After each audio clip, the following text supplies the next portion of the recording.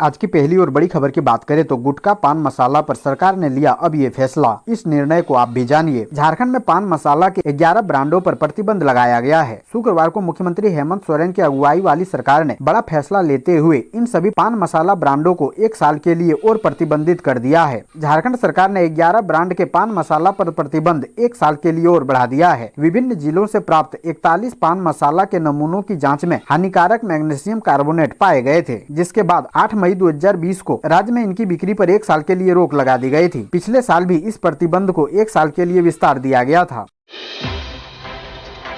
अगली बड़ी खबर की बात करें तो देवघर कोर्ट में पेशी के बाद बिहार के हिस्ट्री सीटर की गोली मारकर हत्या। झारखंड के देवघर जिला सिविल कोर्ट में शनिवार को पेशी के लिए आए अमित सिंह नामक एक हिस्ट्री सीटर की अपराधियों ने कोर्ट कैंपस में गोली मारकर हत्या कर दी। अमित सिंह की सुरक्षा में तैनात 4 पुलिसकर्मी भी मूक दर्शक बने रह गए। कोर्ट कैंपस में गोलीबारी से भगदड़ मच गई। पुलिस कोई जवाबी कार्रवाई कर पाती उससे पहले अपराधी फरार हो गए। बताया जा रहा है कि बिहार के बिहटा थाना क्षेत्र अंतर्गत बसोड़ा ग्राम निवासी अमित सिंह को बिहार पुलिस झारखंड के एक पुराने आपराधिक मामलों में पेशी के लिए लेकर पहुंची थी। पूर्वाह्न लगभग 11 बजे कोर्ट में पेशी के बाद वह कैंपस में ही एक अधिवक्ता के चैम्बर में जाकर बैठा था। तभी अपराधियों में से एक ने उस पर 3 गोलियां चलाई। वारदात को अंजाम देने वाले अपराधियों की एक पिस्टल घटना स्थल पर ही बरामद की गई है। अपराधियों की संख्या 2 से 3 बताई जा रही है। वारदात के बाद अपराधी बाइक से फरार हो गए।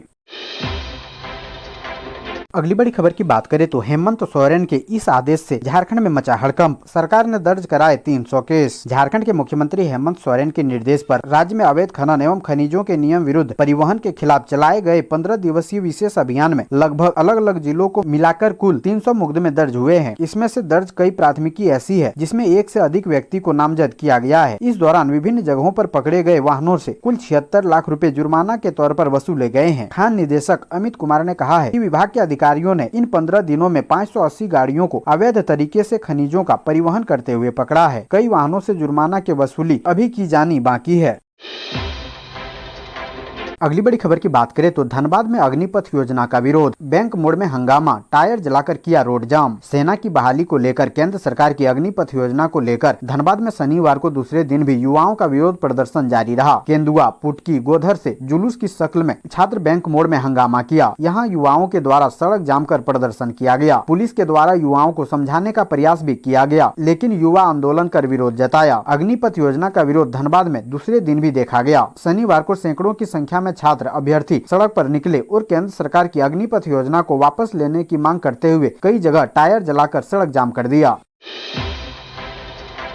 अगली बड़ी खबर की बात करें तो रांची में सगे भाई बहन की चाकू से गोद कर हत्या, एक आरोपी गिरफ्तार। रांची में भाई बहन की हत्या का सनसनीखेज मामला सामने आया है। अपराधियों ने एक ही परिवार के भाई बहन और उनकी मां पर चाकू से हमला किया। हमले में भाई बहन की मौत हो गई, जबकि मां की हालत गंभीर बनी हुई है। मां को अस्पताल में भर्ती करवाया गया है। पुलिस सूत्रों के मुताबिक मामला प्रेम प्रसंग का है। घटना की सूचना मिलने के बाद मौके पर पहुंची पुलिस अपराधियों की धरपकड़ में जुट गई है। मृतकों में 17 साल की बेटी श्वेता कुमारी और 14 साल का बेटा ओम शामिल है। चंदा देवी बुरी तरह से घायल है। इस घटना के बाद पूरे इलाके में सनसनी फैल गई है। वहीं अपराधियों की पहचान कर ली गई है, जिसमें एक आरोपी को गिरफ्तार भी कर लिया गया है। अगली बड़ी खबर की बात करें तो रांची के सेल्स मैनेजर को अपराधियों ने मारी गोली। पलामू के रांची रोड में दिन दहाड़े घटना से दहशत। पलामू के शहर थाना के रेड़मा पुराना रांची रोड में शनिवार को दिन के करीब 3:15 बजे मोटरसाइकिल पर सवार अपराधियों ने एक व्यक्ति को गोली मारकर गंभीर रूप से घायल कर दिया। इसकी पहचान रांची के कडरू स्थित काफिला मोटर के सेल्स मैनेजर अनिल कुमार सिन्हा के रूप में की गई है। घटना के पास से मिले परिचय पत्र से उनके पटना के राजेंद्र नगर निवासी होने की जानकारी मिली है। जानकारी के अनुसार अनिल सिन्हा रांची रोड स्थित विभिन्न मोटर पार्ट दुकानों से ऑर्डर लेकर दूसरे दुकान की ओर जा रहे थे। इसी दौरान एक मोटरसाइकिल पर सवार 3 अपराधियों में एक ने पिस्तौल निकालकर फायर कर दिया। गोली उनके माथे पर जाकर अटक गई। घटना की सूचना मिलते ही टीओपी प्रभारी रामजीत सिंह मौके पर पहुंचकर घायल को मेडिकल कॉलेज अस्पताल भेज दिया, जहां घायल का प्राथमिक इलाज के बाद रांची रिम्स रेफर कर दिया गया।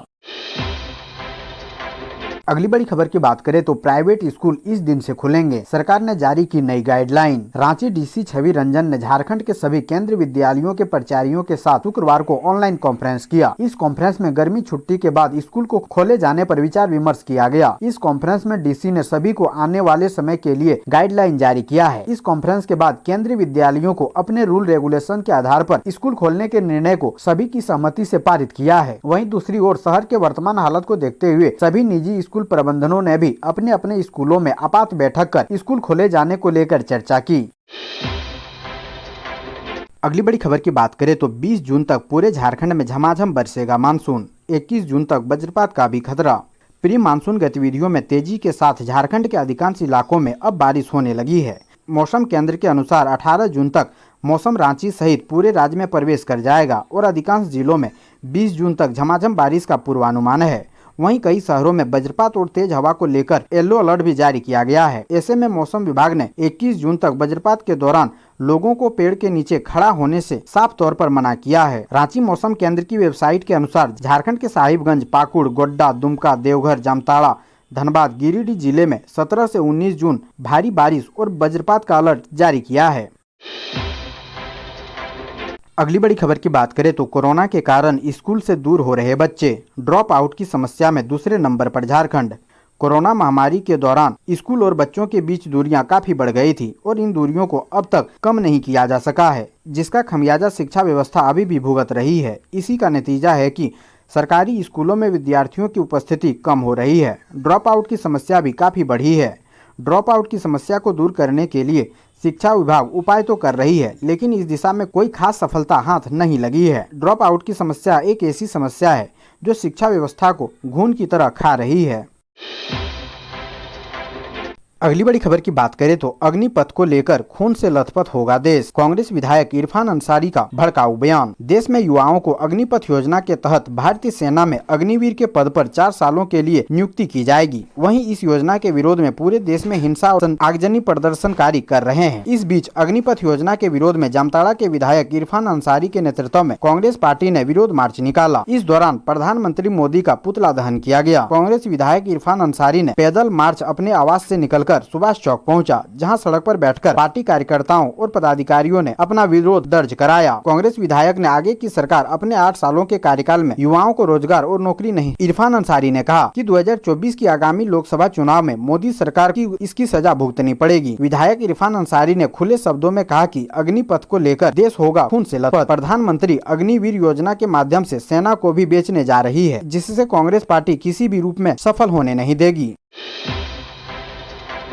अगली बड़ी खबर की बात करें तो झारखंड का मांडर उपचुनाव, बीजेपी ने झोंकी पूरी ताकत। अर्जुन मुंडा, बाबूलाल मरांडी, अन्नपूर्णा देवी, दीपक प्रकाश कर रहे धुआंधार प्रचार। झारखंड में मांडर विधानसभा सीट पर उपचुनाव होने हैं। बंधु तिर्की के इस्तीफे के बाद खाली हुई सीट पर बीजेपी और कांग्रेस जेएमएम के बीच सीधा मुकाबला है। चुनाव 23 जून को होने वाला है। ऐसे में सभी पार्टियों ने अपनी पूरी ताकत झोंक दी है। इस सीट पर कांग्रेस के बंधु तिर्की विधायक थे, लेकिन आय से अधिक मामले में कोर्ट में सजायाफ्ता होने के बाद उनकी विधायकी चली गई और उन्हें इस्तीफा देना पड़ा। उपचुनाव में बीजेपी ने जहां गंगोत्री कुजूर को कैंडिडेट बनाया है, तो कांग्रेस जेएमएम गठबंधन ने बंधु तिर्की की बेटी नेहा तिर्की को कैंडिडेट बनाया है।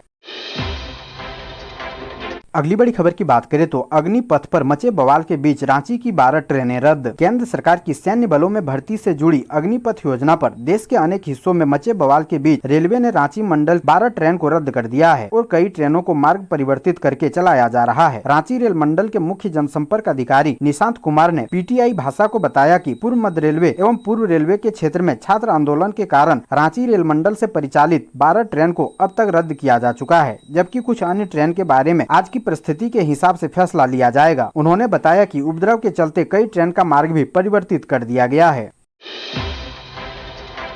अगली बड़ी खबर की बात करें तो करण जौहर की फिल्म जुग जुग जियो की कहानी चोरी मामले पर अदालत में सुनवाई। 21 जून को कोर्ट में होगी स्क्रीनिंग। हिंदी फिल्म जगत के मशहूर निर्माता निर्देशक करण जौहर पर फिल्म जुग जुग जियो की कहानी चोरी करने को लेकर रांची सिविल कोर्ट के कॉमर्शियल अदालत में कॉपीराइट एक्ट के तहत दायर कॉमर्शियल सूट याचिका पर सुनवाई हुई। शनिवार को सुनवाई के दौरान कोर्ट ने यह निर्देश दिया है कि इस फिल्म की स्क्रीनिंग पहले कोर्ट के समक्ष की जाएगी। इसके लिए अदालत ने 21 जून की तारीख निर्धारित की है। अदालत में सुनवाई के दौरान करण जौहर की ओर से वरीय अधिवक्ता चितरंजन सिन्हा ने पक्ष रखा, वहीं प्रार्थी की ओर से कुमार वैभव ने अदालत में पक्ष रखा। अगली बड़ी खबर की बात करें तो धनबाद के किसानों के लिए खुशखबरी, जल्द लगेगा मेगा लोन मेला, सस्ती दर पर मिलेगा ऋण, ऑन स्पॉट बनेगा क्रेडिट कार्ड। आप धनबाद जिले के रहने वाले किसान हैं और आपने किसान क्रेडिट कार्ड अभी तक नहीं बनवाया है तो यह खबर आपके काम की हो सकती है। जिला प्रशासन केसीसी वितरण और लोन बांटने के लिए हर प्रखंड मुख्यालयों के अलावा सभी सरकारी बैंकों की ग्रामीण शाखाओं में मेगा लोन मेला लगवाने जा रहा है। इसके लिए सभी बैंकों के जिला स्तरीय अधिकारियों को आवश्यक दिशा निर्देश जारी कर दिए गए हैं। इसकी जानकारी देते हुए जिला उपायुक्त संदीप कुमार सिंह ने कहा कि शुक्रवार को जिले के सभी बैंकर्स के साथ जिला स्तरीय सलाहकार समिति की बैठक हुई। इसमें केसीसी लोन और कृषि कार्य के लिए दिए जाने वाले अन्य ऋण की स्थिति की समीक्षा की गई।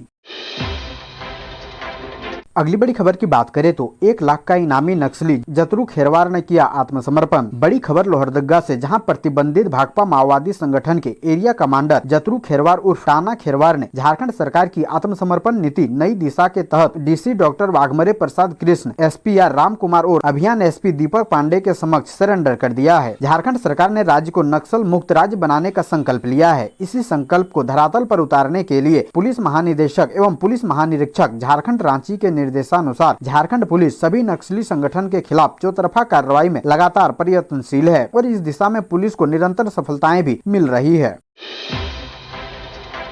अगली बड़ी खबर की बात करें तो झारखंड एसएससी में निकले 991 पदों के लिए आवेदन करने की लास्ट डेट आज। झारखंड स्टाफ सिलेक्शन कमीशन के क्लर्क और स्टेनोग्राफर पदों पर अप्लाई करने की अंतिम तारीख पास आ गई है। वे कैंडिडेट्स जो झारखंड एसएससी के इन पदों पर आवेदन करने के योग्य और इच्छुक हों, वे 19 जून 2022 तक अप्लाई कर सकते हैं। इन पदों पर अप्लाई करने की लास्ट डेट आज है, जिसके बाद आवेदन स्वीकार नहीं होंगे। जेएसएससी के इन पदों पर आवेदन की प्रक्रिया काफी समय से चल आ रही है और अब अप्लाई करने की अंतिम तारीख आ गई है, इसलिए और देर न करते हुए जल्द से जल्द आवेदन करें।